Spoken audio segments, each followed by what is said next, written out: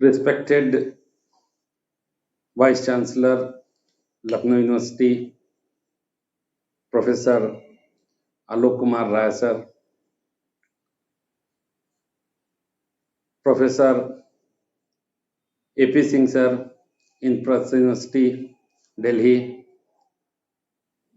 our Dean, Faculty of Law, Lucknow University, Professor CP Singh sir, and dear audience. Today we are celebrating the Constitution Day. On the day of 26 November 1949, we have adopted our Constitution, and since then we celebrate the day of 26 November as Constitution Day. The Constitution of India is not only a legal document which gives the power, define the power of the center and state, and define and demarcate the powers of many constitutional bodies.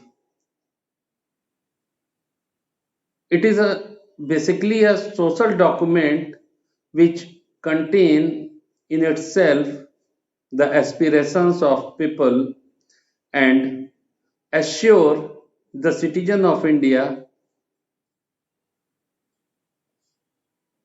to just and equal society. The aim of the Constitution, it is reflected in the preamble, which says that we, the people of India, having solemnly resolved India into sovereign, socialist, secular, democratic republic, and to secure them all justice, social, economic, and political. Bharat का संविधान भारत को एक समतामूलक समाज बनाने का एक दस्तावेज रहा है और इस दिशा में प्रयासरत रहा। संविधान में जो लक्ष्य दिए हैं, जो संविधान की उद्देशिका में जो लक्ष्य दिए हैं, उन लक्ष्य को प्राप्ति के लिए हमारे संविधान ने मौलिक अधिकार दिए, लोगों को मौलिक अधिकार दिए। Peoples are given the fundamental right. It is given in the part 3rd of the Constitution, which ensure the right to equality, which ensure that freedom of thought be there, right to life is there, freedom of religion is there, and of course the interest of minority is protected thereunder. Fundamental right is enforceable by the court, by the Supreme Court and the High Court. But in the original Constitution, no concept of fundamental duty was there. When we talk about the right, any right may be fundamental, may be legal, constitutional. When we talk about the right, right is correlative of the duty. Right and duties are correlative. Where there is a right, there is a duty. When we are having a right, it is against someone. And when it is against the someone has a duty to perform. So right and duties are correlative, but when we see the Constitution, rights are there, but no such correlative of duty is given. It is true that no democratic country can survive and no democratic polity can succeed where the citizens are concerned only with their right and they are not willing to perform their duties and responsibilities. And this is true that nation building is done by the citizen and it is their duty which make the country great. Basically, we can say that there are three things which built a nation. First, noble ideals. Nation must have noble ideals, must enrich in noble ideals. The second, capability of citizen for achieving the ideals, the noble ideals. And third one is the constant effort by its citizen to take their country forward.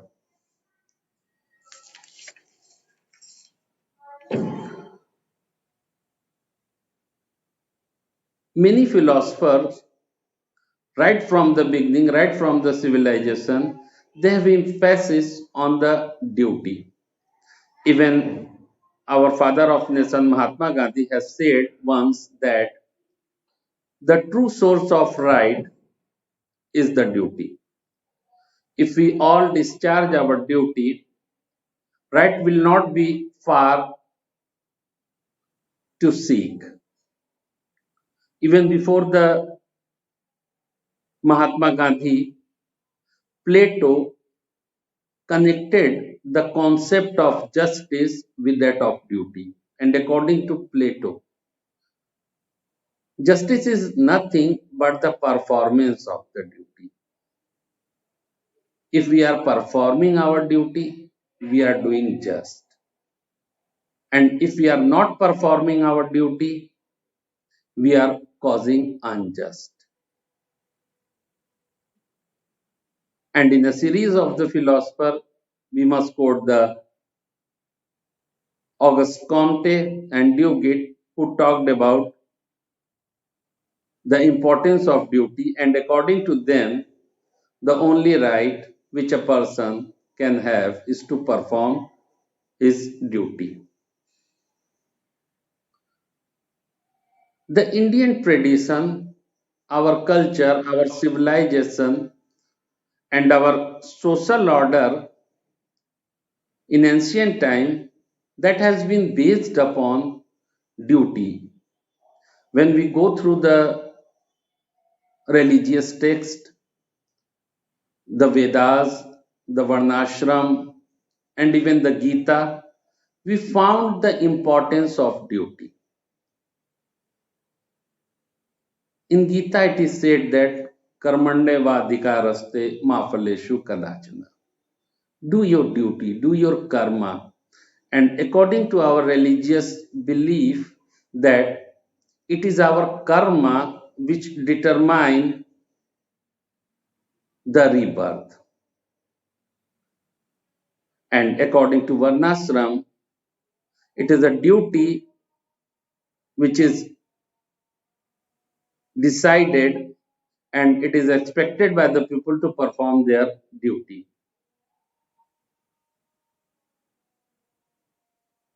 This may be the reason that when the constitution was drafted by the drafting committee, they did not consider to incorporate the fundamental duty because it is quite possible that they might believe that it is our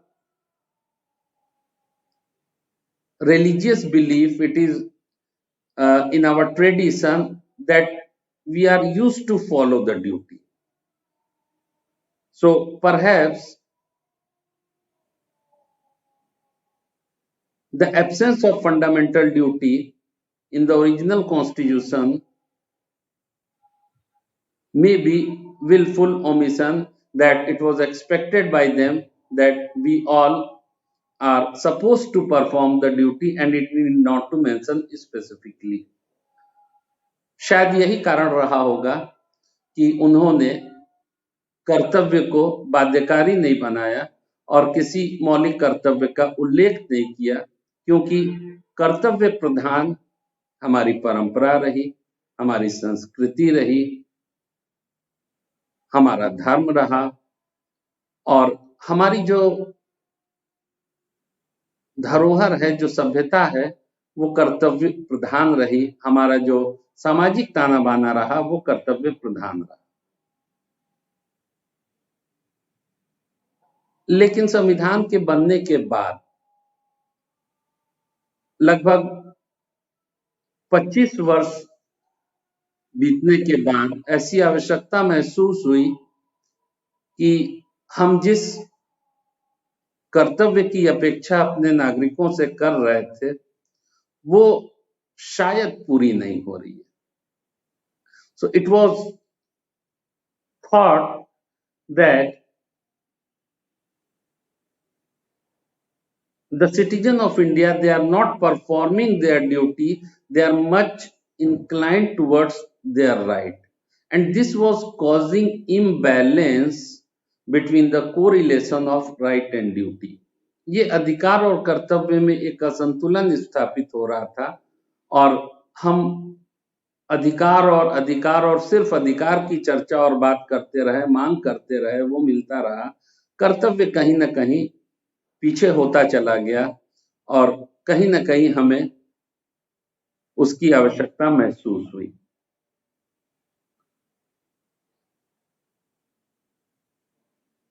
That may be the reason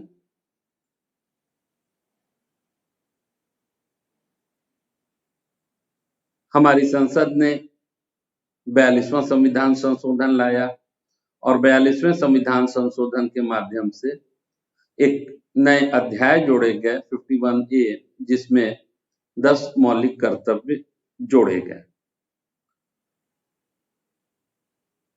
The incorporation of fundamental duty, it was on the recommendation of Sardar Swarn Singh Committee, and Sardar Swarn Singh Committee recommended to incorporate 8 fundamental duty, 8 मौलिक कर्तव्यों की संस्तुति की थी स्वर्ण सिंह समिति ने, और 8 मौलिक कर्तव्यों में कुछ जोड़ते कुछ घटाते अंत में 10 मौलिक कर्तव्य शामिल किए गए, संसद द्वारा पारित किए गए, और वो मौलिक कर्तव्य संविधान के अनुच्छेद 51A से दिए गए।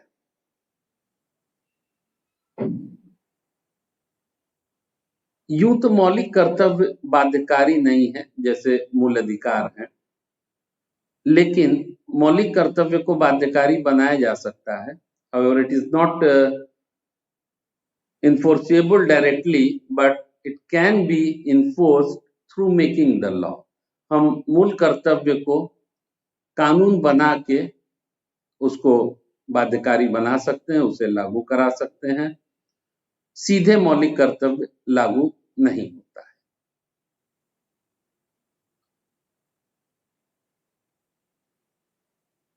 सवाल मौलिक कर्तव्य संविधान में रखने और इसे लागू करवाने का नहीं,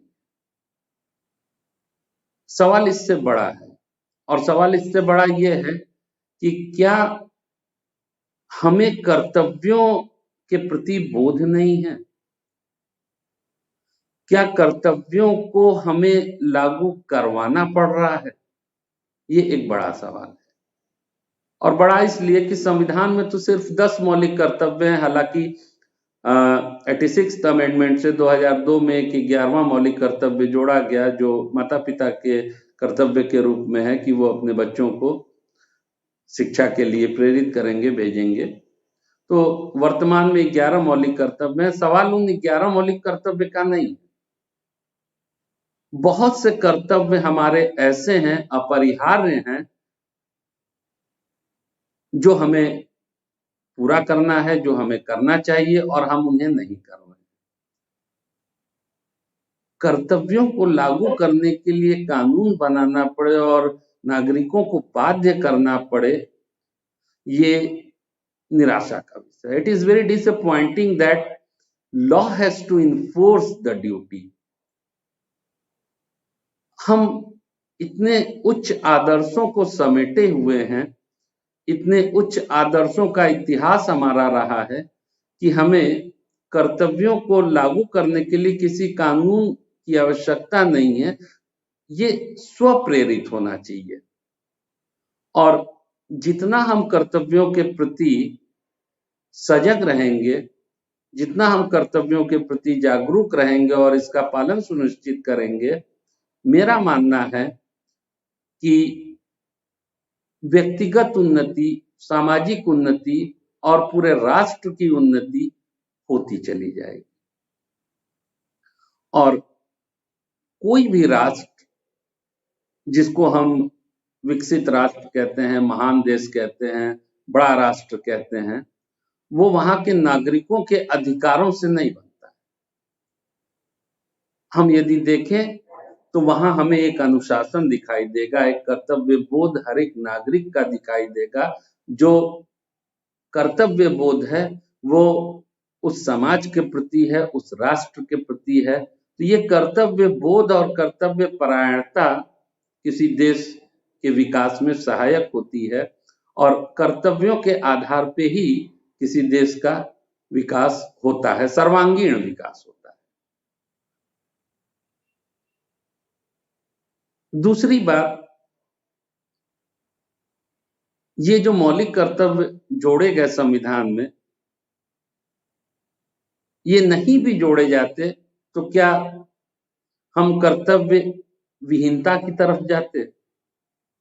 हमारा संविधान बिना मौलिक कर्तव्यों का उल्लेख किए हमसे अपेक्षा करता है कि हम उसके आदर्शों, उसके उद्देश्यों को पूरा करें। संविधान का निर्माण किसने किया? We the people of India. हम भारत के लोगों ने भारत को एक संप्रभु, समाजवादी, लोकतांत्रिक गणराज्य बनाने की बात करते हैं और सभी नागरिकों को सामाजिक, आर्थिक और राजनीतिक न्याय सुनिश्चित करते हैं। So when we assure to all citizens justice, social, economic and political, तो ये मेरा कर्तव्य है कि हम उद्देशिका में वर्णित उद्देश्यों को पूरा करने के लिए जो भी कर्तव्य है उसका निर्वहन करेंगे। और वो कर्तव्य किसी भी रूप में हो सकता है, कर्तव्य को हम बांध नहीं सकते हैं। कर्तव्य विधिक भी हो सकता है, कर्तव्य हमारा संवैधानिक भी हो सकता है और कर्तव्य हमारा नैतिक भी हो सकता है। हम नैतिक कर्तव्य और विधिक कर्तव्य को बहुत अलग करने के पक्ष में नहीं है और बहुत अलग करना उचित भी नहीं है, क्योंकि आप विधि से नैतिकता को बिल्कुल से नहीं निकाल सकते। बहुत सी ऐसी चीजें हैं जहां विधिक कर्तव्य नहीं है लेकिन हमारा नैतिक कर्तव्य है। एक छोटे से उदाहरण से हम अपनी बात को रखना चाहेंगे, जैसे स्वच्छ भारत अभियान, स्वच्छता रखना, सफाई रखना। ये किसी मौलिक कर्तव्य के अध्याय में नहीं लिखा है कि हम साफ सफाई रखेंगे, सफाई रखेंगे और स्वच्छ भारत का निर्माण करेंगे। ये हमारा नैतिक दायित्व है, ये हमारा नैतिक कर्तव्य है कि हम एक ऐसे राष्ट्र का निर्माण करें जो स्वच्छ हो, क्योंकि स्वच्छ शरीर में ही स्वस्थ शरीर होता है। दूसरा, वर्तमान में जो महामारी चल रही है इसका भी संदर्भ लिया जा सकता है, जिसमें कोरोना की हम बात करते हैं, सामाजिक दूरी हुई या मास्क का पहनना हुआ। और ये बड़े निराशा का विषय है कि हम मास्क पहनने के लिए एक इन्फोर्समेंट या एक लीगल कमांड की हमें जरूरत पड़ रही है। हम इतने जागरूक क्यों नहीं है कि हम इस चीज को करें, मास्क पहने, सामाजिक दूरी रखें और इस बीमारी को भगाने में अपना योगदान दें। ये हमारा विधिक कर्तव्य नहीं है, ये कहीं लिखा नहीं है, लेकिन ये नैतिक कर्तव्य। तो कहना मेरा ये है कि हम बिल्कुल नैतिक कर्तव्य और विधिक कर्तव्य को अलग नहीं कर सकते। कर्तव्य का बोध होना चाहिए। किसी दुर्घटनाग्रस्त व्यक्ति को हम राह में देखते हैं, उसको मदद करने का हमारा कोई विधिक कर्तव्य नहीं है, लेकिन हमारे नैतिक मापदंड इतने उच्च स्तर के होने चाहिए ताकि हम वो करें। और जब हम विधिक के साथ साथ नैतिक कर्तव्य को भी अपने पूरा करेंगे तो निश्चित रूप से एक बेहतर समाज और बेहतर कल का निर्माण होगा।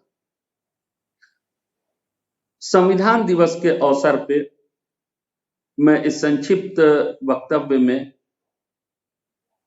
सिर्फ ये कहना चाहूंगा कि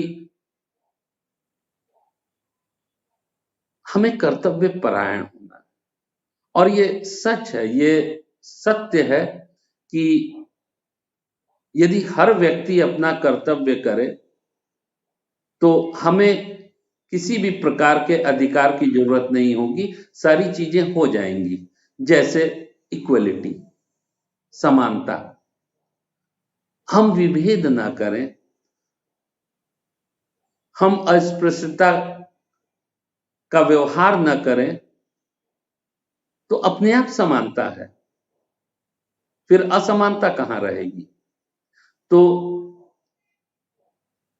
संविधान दिवस पे आज निश्चित रूप से हम कर्तव्य के महत्व और न केवल मौलिक कर्तव्य की बात, बल्कि कर्तव्य का दायरा बहुत बड़ा है। It is a wide connotation and we must perform our duty, and if we perform our duty, ये वास्तव में संविधान के प्रति हमारा सम्मान होगा और निश्चित रूप से हम संविधान में उल्लिखित लक्ष्य को प्राप्त कर सकेंगे। तो इन्हीं बातों के साथ हम अपनी बातों को समाप्त करते हैं। धन्यवाद।